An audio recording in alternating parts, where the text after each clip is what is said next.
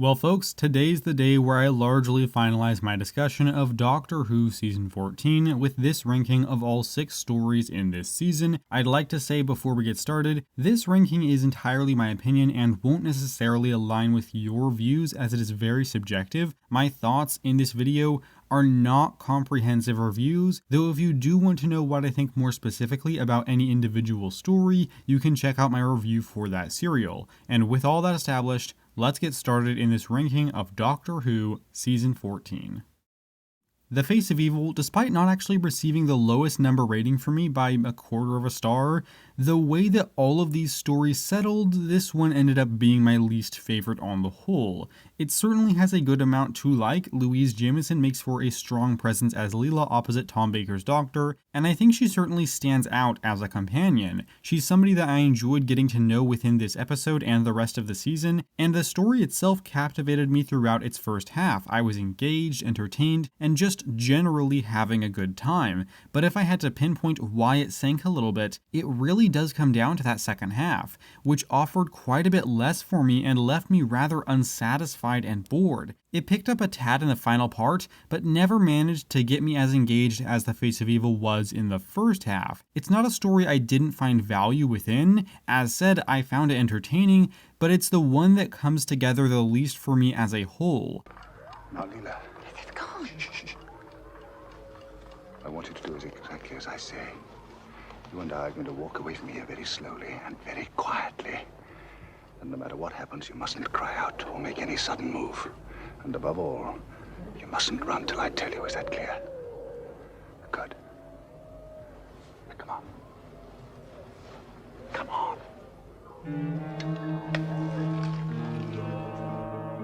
I think that should also serve as a reminder to not pay too much attention to my number ratings. People can get a little worked up about the number I give an episode, but I'm really just doing it for my own sake to try to quantify my overall feelings on the episode in a way that makes sense to me. People rate things differently. A 7 out of 10 might be a really entertaining story to one person and a somewhat disappointing story to another person, so don't pay too much attention to the actual ratings, because at the end of the day, regardless of the rating, I actually slightly prefer The Mask of Mandragora. It has the Doctor, it has Sarah Jane, and that's almost all you need in a Doctor Who story. It also has a political story of backstabbing and betrayal set in the Renaissance period, some creepy cult stuff with magic all mixed in with the swashbuckling adventure. Everything I've just described should set this up to be a kick-ass story, but unfortunately it has a difficult time mixing these elements together, which results in some of them feeling underdeveloped and just out of place. It's hard to mix these three different kinds of stories into one cohesive whole, and The Mask of Mandragora definitely has some difficulty in accomplishing that, but the story is not without merit. I did have a good time with these things individually, even if it didn't flow together all that well. It was an entertaining and enjoyable ride, and I liked seeing it play out. I just would have liked to get more from everything within here. This also applies to our main characters, particularly Sarah Jane, who I believe gets pushed to the side for far too much of this episode and doesn't share all that much screen time with the Doctor in what is their penultimate story together. It would be nice to get more out of them in this, but I did enjoy the presence of both characters for what they had to offer, so there was certainly a good amount to enjoy within this story, and it didn't ever nosedive completely, even if the ending felt weak and unearned. I had a fun time with this one, which at the end of the day is enough to make it a relative success in my books. Not one of the show's best outings, but worth it for our main characters and for the adventure that they go on.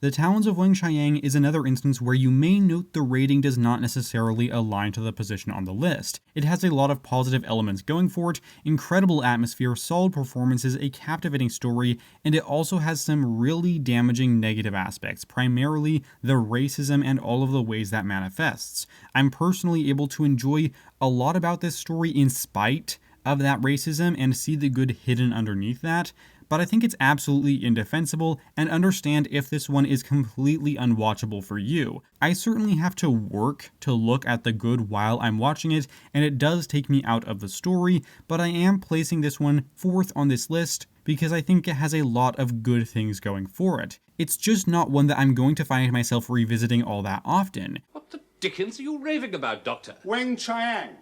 Weng-chiang? Weng-chiang. I do hope that girl Leela isn't in danger.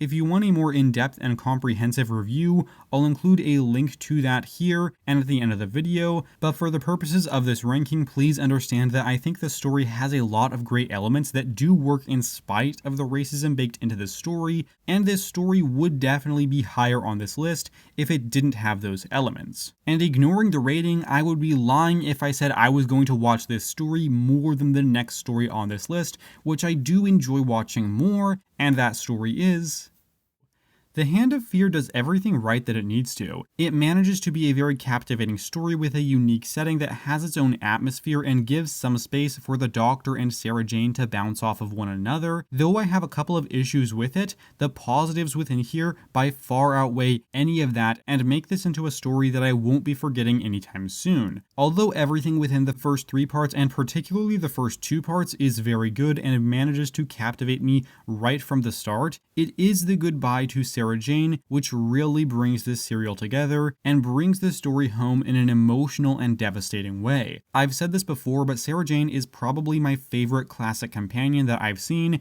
and is a strong contender for my favorite companion of all time. I think she has unbelievable chemistry alongside Tom Baker's Doctor, while also being such a strong character in her own right. Seeing the two of them say goodbye to one another, particularly in the way that they did, was an absolutely devastating blow because I just wanted even more from her character and from their dynamic. I've loved what she's brought to the series and I already miss her presence, but I consider this to be an excellent send-off to the character and one that brought me to tears. It's a strong episode worth watching in its own right, but the ending makes it into something of a different caliber that is, in my mind, essential classic Who viewing.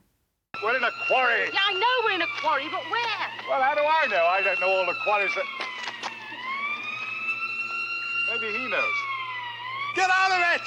Go on, get out of it, quick! Get out of the way! No, Mike! Mike! No! Maybe he knows South Croydon, huh? Does he look as if he comes from South Siren! Croydon? Run, Doctor!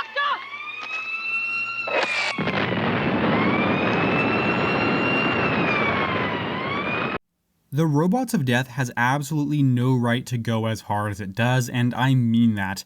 A Doctor Who murder mystery with all of the fun of both Doctor Who and a murder mystery is basically everything that you could want, and this one fully delivers in that regard. It's funny, it's fun, it's mysterious, it has some dark elements, but it is by and large light entertainment. It certainly has the camp and silliness you're accustomed to with Doctor Who, and that feels so at home within a story that is just trying to have fun the way that this one does. The supporting cast is surprisingly pretty strong. Doctor Who doesn't always succeed in that regard, but in my mind, this is an example of really getting the supporting characters right. The Doctor is charming and entertaining as always, and I really enjoy what Leela has to offer in this story. It's not only one of the best serials in season 14, but it's one of the most entertaining and fun adventures. In a season known for being quite dark, one of the best stories is arguably not very dark at all, and stands to me as not just among this season's best, but among the best 4th Doctor stories. This season is not all dark and depressing, and if you're looking for a lighter, less serious story from the Hinchcliffe era, I highly recommend The Robots of Death. So a really good sandstorm is a bonus. It stirs things up a bit. Sometimes you talk like a Tesh. Thank you. It was not well meant. Are the mechanical men friendly? Robots don't have feelings. It's the people they serve we must hope are friendlier. Perhaps there are no people here. What? Robots don't need chairs, and certainly not padded ones. Because they have no feelings.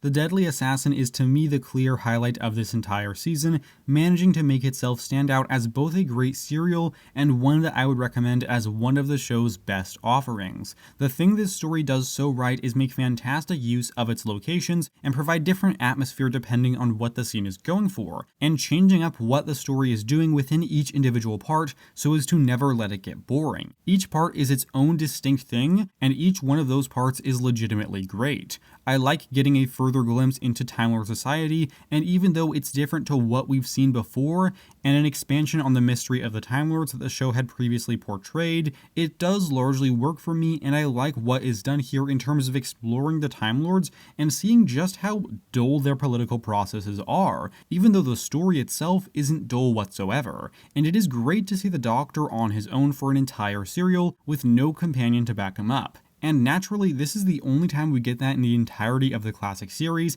and it makes for a really strong and memorable story. And the use of the Master within this one is pretty great. I really like Peter Pratt's performance, and I think the look of the character is very distinct and works really effectively for this decayed character living long past when he should be gone. It's a great place to encounter this Master because he is so desperate, but at the same time, he generally isn't reckless. I love this story a lot because although it's not one that works for everyone, it is one of my favorite stories from the entirety of the classic series, and if you haven't seen it, I highly recommend checking it out. The Panopticon.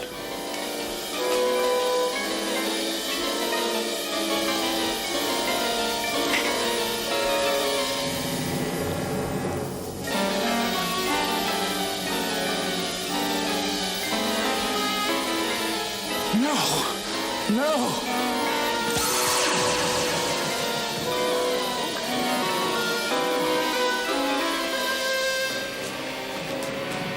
And that does it for this ranking of Doctor Who Season 14. Feel free to leave yours down below if you care to do so. Yours will likely not align fully with mine, which is 100% okay, so long as we both know that this is all in good fun. I had a really good time with this season on the whole, and I hope you enjoyed it too. I promise you that I will be moving on to Season 15 of the show. I've recorded some of the reviews. I've just been extremely busy recently, whether it's making and editing a short in a matter of 2 weeks, or the next one I've agreed to do in under 3 weeks, or moving, which I will have to do very soon. In fact, my review of Season 14 was about 90% edited when my editing software completely crashed and I had to restart the entire review, which set me back multiple weeks. I know, excuses, but to put it simply, I'm very, very busy.